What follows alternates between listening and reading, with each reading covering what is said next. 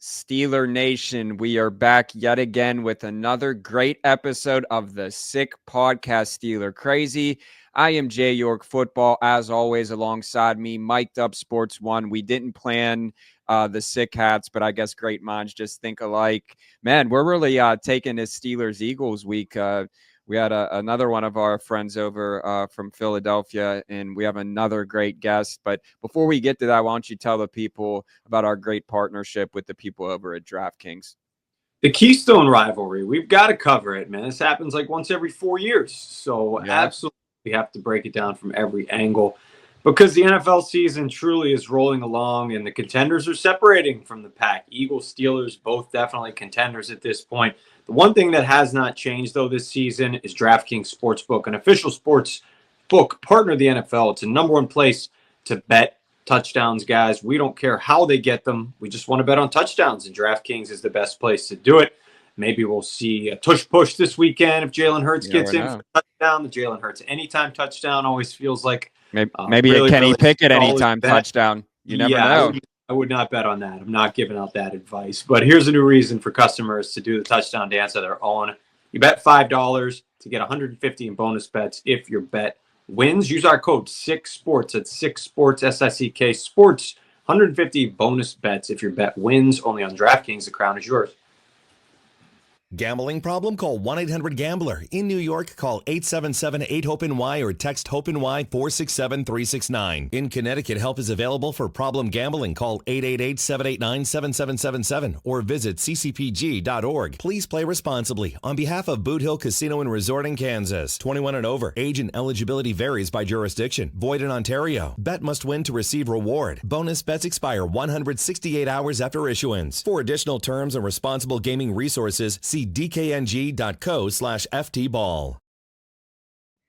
And there you have it. Make yourself some money. Sammy, hit the intro. Turn up your volume. Because you're about to listen to The Sick Podcast. Steelers Crazy. Aaron Smith shields. Blackout. Polamalu takes it home. Super Bowl 43. Pittsburgh might be bound for that thanks to number 43. The sickest Pittsburgh Steelers podcast. Sports entertainment like no other. It's gonna be sick. All right. I mentioned the brotherly shove, so it only makes sense that we head to the city of brotherly love. This gentleman is a sports anchor for Fox 29 in Philly, Eagles reporter, of course, 97.3 FM, ESPN radio. Turn him up on your dial. It is none other than Scott Grayson. Scott, how are you, sir? I'm doing good. How are you guys doing? Good. Excellent. Yeah, cannot complain whatsoever, which is a little different than Eagles fans right now. And maybe A.J. Brown, too, or Brandon Graham, however you want to look at that, I suppose. But you guys have won 5 straight. You're one of the hottest teams in the NFL right now. So you got to tell Steeler fans and us why the sky is falling over there in Philly. Yeah, well, I think, to be honest, I think that fans around here are still feeling what happened last year, and I think afraid of that happening again. It wasn't that long from a year ago that the collapse that the Eagles had started, and it just never really ended. So, I think everybody kind of saw them get out. Once 2-2, they hit that bye week. They came out. They started playing better. They got behind the running game. They started to heat up. They got hot on this hot streak, and now it's kind of like, okay, everybody's sort of remembering last year and going, well, wait a minute, when's the other shoe going to fall here? Because they see that they're winning by running the ball. They see that the opponents are trying to stop the run. Ultimately, it's still working, and I think it just kind of feels like everybody's kind of holding their breath, wondering, okay, well, when is this going to – I think some people thought the Ravens game might be where it happened. Nobody really thought the Panthers were going to be the ones that would give them a tough game. And now they look at the Steeler game, and it's like, okay, this is another really good matchup. And frankly, I'm glad it's happening. I think this is going to be good for this football team to see what the Steelers throw at them. Win or lose, I think there's definitely a lot that can be gained from this matchup. And it's the kind of matchup they're not going to really get the rest of the regular season. So to me, I think this is a great matchup for this team, the Eagles. And I just think mostly people around here are kind of going, oh, great, now what? And now that this whole drama unfolded behind the scenes, it sort of kind of has everybody on edge. And I frankly think that they're fine. I liked what I heard out of the locker room yesterday. I think they're going to come out and play hard on Sunday, and we'll see what happens. Scott, it's tough to be an athlete in the city of Philadelphia. I don't have to tell you that, but I feel like it's magnified when you're the quarterback of the Philadelphia Eagles. Do you think the Jalen Hurts criticism is warranted whatsoever? You know, it's interesting because here's a guy who, you know, he doesn't want to be labeled a game manager. Nick Sirianni doesn't want him to be called a game manager. But that's essentially what he is right now, is just don't turn – they kind of looked at the first 4 games, but why were they losing? They were losing because he was turning it over. And you know, I think part of the fear, and when you try to decipher what happened after the Panther game and where we're at now, is the fear being that they told him so much that, hey, if you don't turn the ball over, we're going to win games. We're that good. And they had, with whoever said that, if somebody said that, they weren't wrong. I mean, that's not wrong. This team hasn't turned it over. They've won games. But the other side of that is if you're so hesitant to pull the trigger, then you're going to find receivers who are working so hard to get open, who are open when you look at the film and he's not seeing them. He's not throwing the ball. And, you know, so is the criticism warranted of him? I think yes. I think there definitely is criticism to be had. I mean, you know, it's playing you guys this week because to me the comparison I've been throwing out to people all week is I wish Jalen would find a little bit of Russell Wilson in him. And the part that I'm talking about is, you know, Russell has legs too. But what I would love for Jalen to do is if he breaks the pocket going forward, so in other words, through the middle of the pocket, then just run. But if he breaks it outside of the ends, you know, one thing I think Russell Wilson does so well is he extends the play, you know, parallel to the line of scrimmage. He'll take it all the way to the sideline, but his eyes are downfield, and he's not looking to run. He's looking to find somebody, break free, and has faith in his receivers to try to give him an opportunity to do that. And if it's not there, he throws it away. Jalen tries to think he can beat somebody to the corner and turn it upfield. A lot of times these guys are faster than he thinks, or they already have an angle on him, and it goes for a yard when maybe he's missing a guy for a 10, 20, 30-yard gain. So I think that's where these guys are really frustrated, and that's what I would love to see Jalen Hurts start to try to do more of. But he, you know, the knock on him is he doesn't keep his eyes down the field. He sees that pressure, he feels it, and then he starts to look to run. And, you know, look, his legs have helped the Eagles. They got a big third down conversion with his legs against the Panthers that helped them win that game. But they're going to need to throw at some point in order to win. I mean, they had 83 total passing yards last week. I mean, that's a high school game. I mean, that's like, you know, that's not what you see around the NFL, and it's not sustainable to win that way. And I think that's where A.J. Brown, Devontae Smith was also frustrated after the game. So I think those are areas that he's got to clean up and find a way to push the ball down the field, sort of like they were earlier in the season. Yeah, this offseason, I certainly didn't anticipate a Jalen Hurts needs to be a little bit more like Russell Wilson statement late in the season on my bingo card. It's definitely good for Steelers Nation, of course. This is a mandatory question we have to ask. We've asked it all week to our Philadelphia reporters coming on, but the former Steelers quarterback who didn't turn over the ball all that much, but he also didn't get into the end zone all that much, unfortunately, is Kenny Pickett. And I don't know whether he's your backup or third string at this point, but just your observations these past handful of months on maybe how the team feels about him, fans, or yourself. Yeah, he is the backup. He is the backup. So if something were to happen to Jalen, you would see him on Sunday. You know, and I think he's a good backup to have. He's certainly experienced. That seems to be something that ever since what went down with Carson Wentz going down and then them going on to win the Super Bowl with Nick Foles, I think it's one of the things they really look for out of a backup quarterback is a guy with experience. Kenny obviously has that. There's no doubt the Eagles were interested in Pickett out of college. Howie Roseman was going to several of his games. He liked him. I think so when the opportunity came available to get him as a backup, I think Howie wanted that to be his insurance should something happen to Jalen Hurts. And I think that they feel with the offensive pieces around him that Pickett would be just fine. And I agree. I think they wouldn't ask him to do anything more than Jalen has done. He just obviously doesn't have the legs that Jalen does. But I also think that to a certain extent, some of the things I criticized Jalen about, Kenny would probably do a little bit better at keeping his eyes downfield, maybe getting through his reads a little faster. So I think there's optimism with Kenny Pickett. I don't think they're hoping they don't need to see him for sure out there on the field, but he is there, and I think they're confident that he could get the job done if and when called upon. Go ahead, Jordan. So we had to ask, I know Mike was going to ask this question, but the Steelers haven't won in Philadelphia since 1965. How many of those have you covered, and does that even really matter at this point? Call them old. Geez, how many of them have I covered? I've been covering this team for I don't know because they don't play them every year.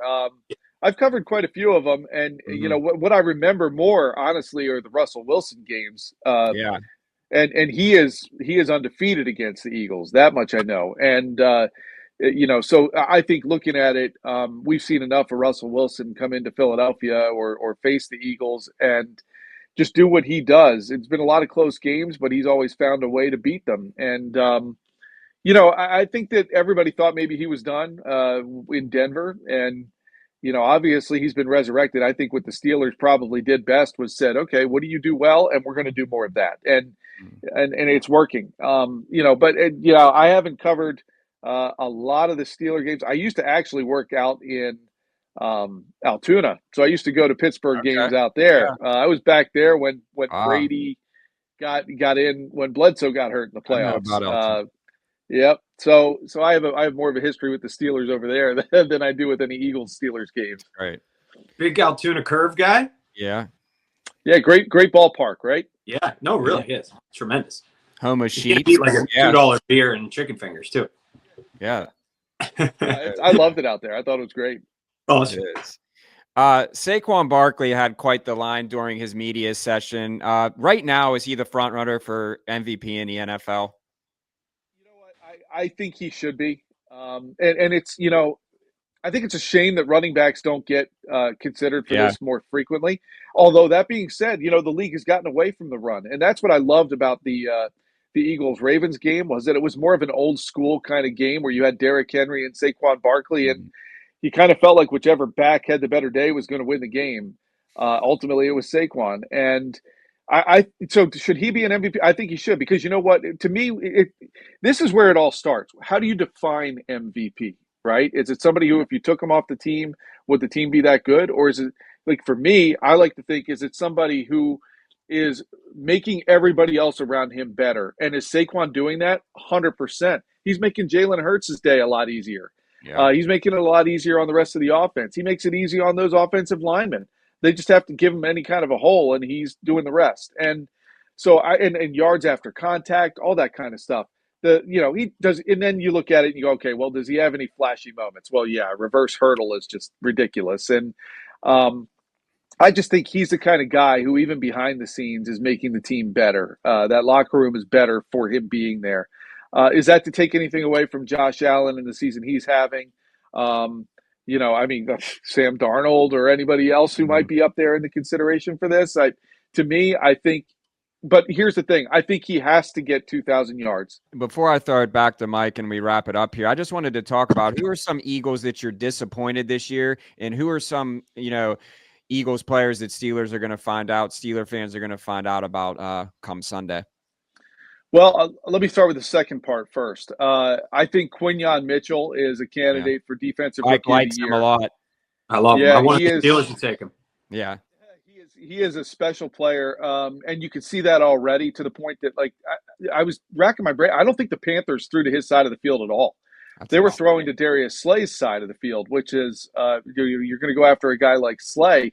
It just sounds funny to say, but that's what Quinyon Mitchell has done. And Slay and Mitchell have their lockers next to each other. Slay requested that. He wanted to tutor this guy. He's taken him under his wing. It's been amazing to see just how well he's played. Cooper DeJean, another good rookie that they got in the second round, which when he fell down there, the Eagles were stumbling over themselves to try to move up and get him. And he has been phenomenal. Adam Thielen kind of took him to school a little bit last week with how shifty he was, and Cooper admitted that after the game. But it's all stuff that kid I totally trust to watch film and learn from. Both those guys on defense have been a lot of fun to watch. Another surprise. I'll give you more. Nakobe Dean and Zach Bond, the two linebackers for the Eagles, have been phenomenal. Nakobe hasn't been able to stay healthy in his first 2 years. This year he's healthy. Won the starting job and has looked back at all. Zach Bond is flying all over the field, resurrecting his career. You're going to see him pretty much on every play. As far as disappointments go, everybody tends to kind of point the finger a little bit at Jordan Davis. I think he's having a better year. He's on the defensive line. He's supposed to be their run stop guy, big dude. And he has at times, I think, had some struggles, but he's been picking it up better of late. Offensively, I'm trying to think that's, somebody that's not hurt. I would just say that to me, I expected a little more out of Jalen Hurts. I just expected him in this offense, play action, to be able to push the ball down the field with what Saquon would give them. And it hasn't been there really yet. That's not to say I need him to throw for 300 yards every game. I just like the occasional back-breaking play down the field. It would, I think, really do wonders for this team. Outside of that, I think for the most part they haven't really had disappointments. And I think they've been a team that's found more success in guys where they may not have thought they would, like the ones I named, to really help that defense be as well as that. Because everybody looks at this offense and the names on it and go, wow. But frankly, guys, I don't think the Eagles are where they are if this defense isn't playing at the level that it's playing. Because this team starts games slow. You're going to see it on Sunday. They start slow. They can't score in the first quarter. But I think what they do is they wear down the opponent. And by the third, fourth quarter for sure, that's when that running game is really kicking it into high gear because that offensive line is just worn down the other side. But that defense keeps them in the game in the first half. They keep them from getting too far behind. And then that allows the offense to finally get going. So to me, I think the defense has been the most valuable part of this team so far. Sounds familiar. It sounds like we're going to have a knock them down, drag them out game where there are no points in the first quarter and both teams trying to rhythm in the second half. Hey, Scott, before we let you go, you got to give us a quick prediction. You got anything for us yet? I think it's going to be – now, my understanding, you guys can help me with this, is that we're not expecting Pickens to play. Is that correct? Nah, he's out. He's not going to play, which is enormous. Yes, that is. And trust me, the Eagles know that. I expect them to really try to get after Russell and make him have to beat them with his arm, even though in the past that hasn't worked out well for this team. But I think we're looking at the kind of formula that I said. I think it'll start with a slow game. I think we'll be going into halftime with the chance that the Steelers are potentially, holding on to a slim lead. And then I think, like the Eagles have done, they'll come out in the second half and they'll look to do more. Now, I think it's going to be interesting to watch whether or not the Eagles go to the air more and everybody goes, oh, look, they're just trying to appease A.J. Brown. No, I think the Steelers are going to force them to. I think the Steelers are going to say, you're going to beat us by throwing the ball, not by running it with Saquon. So I think ultimately it'll be that kind of a game flow. And eventually I think the Eagles will win this game by about a touchdown. Fair enough. I know we have a lot of Steelers fans probably already starting to make the drive east. And so let everybody know where they could find you, where they can hear you. What do you got going on these next few days? Yeah, you can see me on Twitter at @SGraysonFox29 and on 973ESPN.com. If you're looking for it, you can see Grayson's grades. I grade the team after every game. You can look for it this week, or you can look for last week's, which featured many interesting grades. And honestly, one of the things to keep an eye on with the Eagles, now I just thought about it, I gave a D to this guy. That's what made me think of it. Jake Elliott, the kicker. Oh, yeah. Hasn't made a field goal over 50 yards this year. He needs to get going for this team to have some more success, especially when they get to the playoffs. And if it comes down to it, we're talking about stops, and the Eagles need a field goal. If it's 50 or more, watch and keep an eye on whether or not he can put it through. He's struggled, and it's affecting the way Nick Sirianni's starting to call the game. That makes us feel fortunate to have Boswell. I'll say that. Yeah. 10 to 12. Jake has been great. He has been awesome through the years, and it's hard to watch him struggle right now. Yeah. But if the kicks have the distance, they're just not on par or accurate to go through the uprights at this point. It's worth watching on Sunday. Kicking can be a lot of mental once you kind of get in that funk. Because I remember, if I can remember right, there was a time Boswell was in a funk for a little bit, and people were kind of like, I remember that. And now look at him, Yeah, and then kickers are crazy. And then you look at Baltimore, right? One of the reasons the Eagles were able to win that game is because Justin Tucker's struggling. Who's usually money. Right. So, hey, this has been great. I really it's cool to get, again, we have a lot of national, Pittsburgh, but when you can bring another time, we're all friends. We're all from the same state. At the end of the day, we just want a great football game, and we really appreciate you coming on here and sharing everything. So I'm one of those people who would love to see a Steelers-Eagles Super Bowl one day, right? I would be there. If that happens, I think I would have to. That's a bucket list right there. Oh, hey, you look at the two teams right now. Maybe we'll meet again in New Orleans. I've seen crazier things happen, but you heard it here on the podcast, Steeler Crazy. Hey, Scott, it's been great. Thank you again. Look forward to talking soon. Take care. All right, you guys too. Thank you, and enjoy the game Sunday. Thanks. As well. Yeah, I guess. I'll grade the podcast. A+ podcast. How about that? He's giving out his grades. I'll throw out mine. A+ podcast. And man, we really covered the Eagles from all angles this week. Yeah. So I'm gonna give my prediction. Man.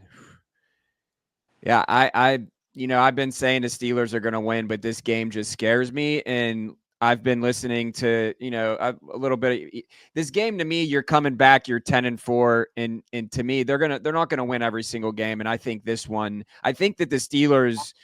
I think if Pickens was playing, that the Steelers would win. And I just say that just because of the freak, that he is. But I just think that, again, I think the Steelers lose by 3 points. I'm going to go 24-21. I don't even think Boswell is going to be using. I think that the offense gets going, but I think at the end of the day, like I said, like he said, the Eagles, pull away in the second half. So we'll see. I hope I'm wrong. For you to pick against the Steelers, your confidence level must be pretty low. Well, I'd like to be realistic a little bit. I hope I don't reverse jinx them here, because I think I've definitely been wrong at least the last 2 weeks, because I picked them to beat Cleveland. Most people did. And I picked them to lose to Cincinnati this past Sunday, which obviously they didn't. Came out and kicked the doors off them. I'm picking them to win. I just think the Eagles are in a bit of a funk right now. They've almost hit that point where you feel like they are due for a loss and to have a bit of a breaking point, a kind of look in the mirror type game. Yeah, maybe it happened against Carolina, but I also think things are mental for them right now. There's a lot of pressure to come out and win this football game, or, the Boo Birds are going to be out. Hurts' job is going to be in question. Sirianni's job, again, is going to be in question. So I think that might get to them a little bit. I've heard this week that the Steelers, are kind of playing with a little bit of house money, because even if they lose this game, they could beat Baltimore the next week and secure the division. They could also lose this game and clinch a playoff spot if the Colts and the Dolphins lose. I still don't think it's house money. Every regular season game is important. You still want the 2 seed. You still want a chance at the 1 seed. Yeah. You want a chance to have a 2-game lead over Baltimore going into that game next week, so you can still know how it's going to go. You can still afford to lose and win the division. So this game, to me, is critical. But maybe there's a little bit of pressure off their back. Without Pickens, I think the offense is going to have to really ham and egg it, manufacture whatever they can through the ground and through some occasional man. They're just going to have to find a way. Defense is going to be excellent. I think it's going to be lower scoring than people think. I'll go 23-17 Steelers. Woo. And make sure you use our code 6. Money line. Money line. Go. Money line. He's taking the under too.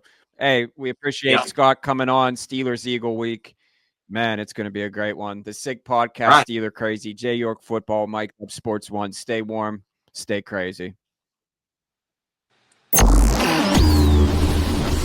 And that's a wrap. Hope you don't miss us too much until next time. Follow the Sick Podcast Steelers Crazy on YouTube, Instagram, Facebook, Google Play, and Apple Podcasts.